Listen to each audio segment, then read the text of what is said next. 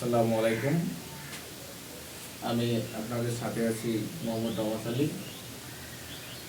ICT একাদশ ও দ্বাদশ শ্রেণীর সংখ্যা পদ্ধতি নিয়ে আজকে কিছু আলোচনা।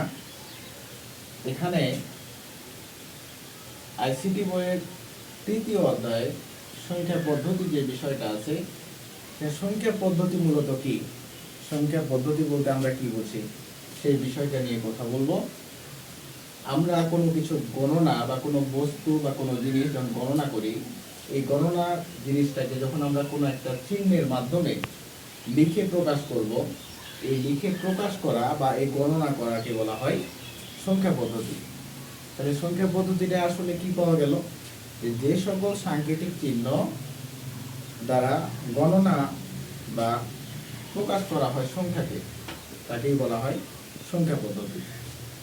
সংখ্যা পদ্ধতিকে দুই ভাগে ভাগ করা হয়েছে, একটা হচ্ছে পজিশনাল সংখ্যা পদ্ধতি আর একটা হচ্ছে নন পজিশনাল সংখ্যা পদ্ধতি। তো পজিশনাল সংখ্যা পদ্ধতি অর্থটা বোঝাচ্ছে স্থানিক সংখ্যা পদ্ধতি। স্থানিক কি? স্থানিক হচ্ছে যার স্থানীয় মান আছে তাকে বলা হয় স্থানিক, এবং যার স্থানীয় মান নেই তাকে বলা হয় অস্থানিক। তাহলে একটি হলো স্থানিক সংখ্যা পদ্ধতি আর একটি হচ্ছে অস্থানিক সংখ্যা পদ্ধতি। এই দুটো সংখ্যা পদ্ধতি বলতে আমরা এখন এর ব্যাখ্যাটুকু যদি দেখি, অস্থানিক বলতে আমরা কোনটাকে বোঝাতে চাইছি এবং স্থানিক বলতে কোনটাকে বোঝাতে চাইছি। অস্থানিক সংখ্যা পদ্ধতি আরেকটি নাম আছে, এই পদ্ধতিটাকে বলা হয় সমষ্টিগত। যে সংখ্যাগুলো সমষ্টির ওপর ভিত্তি করে গণনা করা হয় তাকে বলা হয় সমষ্টিগত বা অস্থানিক সংখ্যা পদ্ধতি। আর স্থানিক যেই সংখ্যাগুলো নির্দিষ্ট একটা স্থানীয় মান আছে সেগুলোকে বলা হয় স্থানিক সংখ্যা পদ্ধতি, অর্থাৎ পজিশনাল সংখ্যা পদ্ধতি। এই স্থানিক সংখ্যা পদ্ধতি আবার চার ভাগে বিভক্ত। একটা হচ্ছে কি, নাম্বার 1 বাইনারি সংখ্যা পদ্ধতি, বাইনারি সংখ্যা পদ্ধতি। নাম্বার 2 হচ্ছে দশমিক সংখ্যা পদ্ধতি, দশমিক সংখ্যা পদ্ধতি। নাম্বার 3 হচ্ছে ওয়াক্টাল সংখ্যা পদ্ধতি, ওয়াক্টাল সংখ্যা পদ্ধতি। নাম্বার 4 হচ্ছে হেক্সাডেসিমাল সংখ্যা পদ্ধতি, হেক্সাডেসিমাল সংখ্যা পদ্ধতি। এই যে চার প্রকারের সংখ্যা পদ্ধতি, এটা কোনটা চারটা প্রকার? স্থানিক যেটা সেটা, আর অস্থানিক যেটা এটার কোনো প্রকার ভেদ করা হয় না। তো আমরা এইখানে আপাতত দেখব যে অস্থানিক সংখ্যা পদ্ধতি কেন, একে সমষ্টিগত কেন বলা হচ্ছে, এই জিনিসটা আমরা একটু বিস্তারিত আলোচনা দেখার চেষ্টা করব। তাহলে এই যে যেটা অস্থানিক বলছি, অস্থানিক সংখ্যার মধ্যে যেমন পৃথিবীর শুরুর দিকে মানুষ যাযাবর জীবন ছিল, এই যাযাবর জীবনে থাকার কারণে মানুষ সংখ্যার প্রয়োজনটা তেমনভাবে প্রয়োজন পড়ে নাই, যার কারণে সংখ্যাটা সেইভাবে মানুষ আয়ত্ত করতে শিখে নেয়।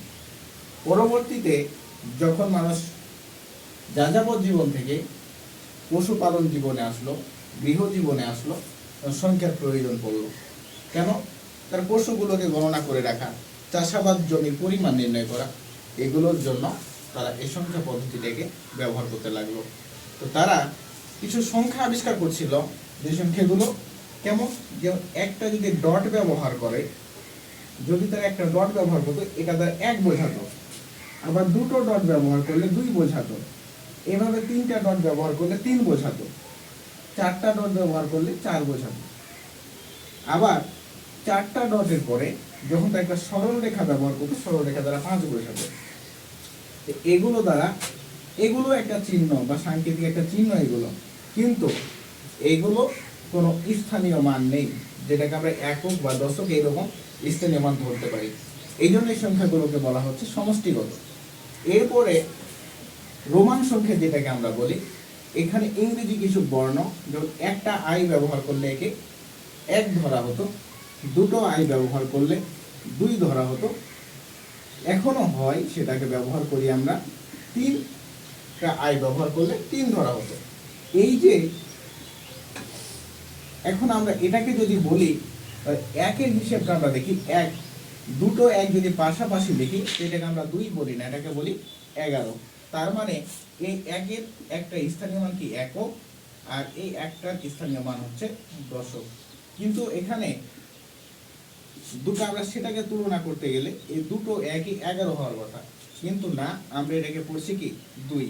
তার মানে এই সংখ্যাটা কোনো স্থানীয় মান দিয়ে হয় নাই, এটা হচ্ছে সমষ্টিগতভাবে একে 2 বলা হচ্ছে, সমষ্টিগতভাবে এটাকে 3 বলা হচ্ছে। এই জন্য এই সংখ্যাগুলোকে বলা হয় অস্থানিক সংখ্যা পদ্ধতি, কারণ এদের নির্দিষ্ট কোনো স্থানীয় মান নেই। আর এই সংখ্যাগুলো যেগুলো আমরা লিখি 1, 12, 15 এইরকম ধরনের যে সংখ্যাগুলো আছে এগুলোকে বলি আমরা স্থানিক সংখ্যা পদ্ধতি, অর্থাৎ পজিশনাল সংখ্যা পদ্ধতি। তো আজকে এই পর্যন্তই। তোমাদের যদি কারো কোনো বিষয়ে আর কোনো প্রশ্ন থেকে থাকে এইটুকুর মধ্যে, তাহলে তোমরা প্রশ্ন করতে পারো, কমেন্টে প্রশ্ন করে দেবা, আমি পরবর্তী ভিডিওতে উত্তর দেওয়ার চেষ্টা করব। খোদা হাফেজ, সবাই ভালো থাকবেন।